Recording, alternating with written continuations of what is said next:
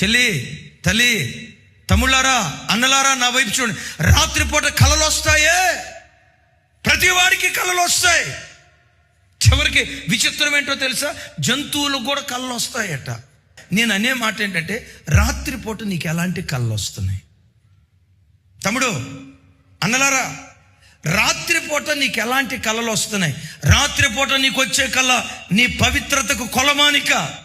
పవిత్రమైన కళలు వస్తే, దేవునిని అనుభవిస్తున్నట్లుగా, దేవునితో గడిపినట్లుగా నీ కళ వస్తే, మేల్కొన్నంతసేపు ఉన్నతమైన పవిత్ర జీవితం చేస్తున్నావు అని దానికి ఉన్న అర్థం.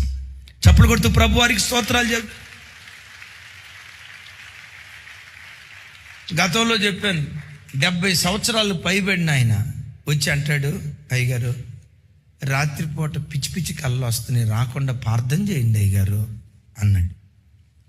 ఏమన్నావయ్యా అన్న. నేను అనుకున్న పీడకళ్ళు, కొంతమందికి పీడకళ్ళు వస్తాయి, కొంతమంది నాగుపాములు కనపడతాయి అంట.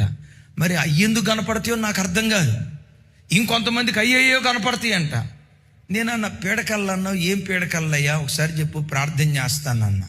ముసిముసి నవ్వులు నవ్వుతో సిగ్గుపడతాయ్యా అన్నాడు. తెలుసా, నేను చెప్పకూడదు, మీరు వినకూడదయ్యా. ఎందుకు అక్కడికి అపవిత్రమైన కళ్ళు వస్తాయో చెప్పమంటారా? చీకటి సంబంధమైన కళ్ళు వస్తాయో చెప్పమంటారా?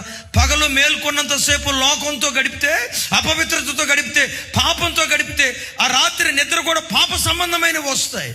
మేల్కొన్నంతసేపు నువ్వు ప్రభుతో బ్రతికితే, నీకు తెలియకుండా నీ నిద్ర కూడా ప్రభుతో కూడా ఉంటుంది. నీ నిద్ర కూడా ప్రభుతో కూడా ఉంటుంది.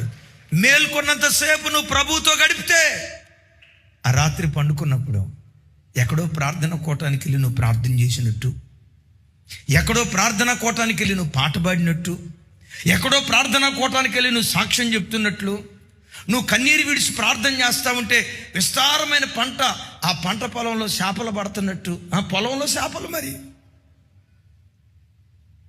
పొలంలో చేపలు పడుతున్నట్లు ఓ తెలియని దైవిక ప్రసన్నత. మేల్కొన్నంతసేపు పగటిపూట నువ్వు దేవునితో గడిపితే, నీ నిద్ర కూడా తెలియకుండా ప్రభువుతో ఉండటానికి దేవుడు కృప చూపిస్తాడు.